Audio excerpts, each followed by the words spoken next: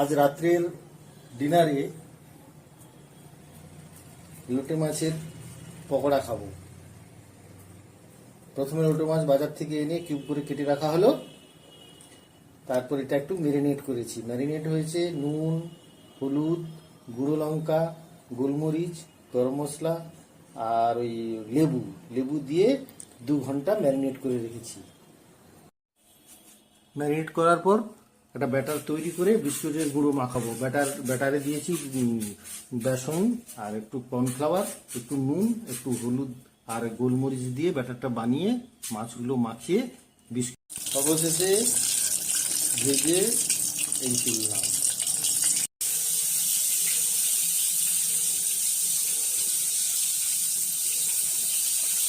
বাহ, সুন্দর লাগছে।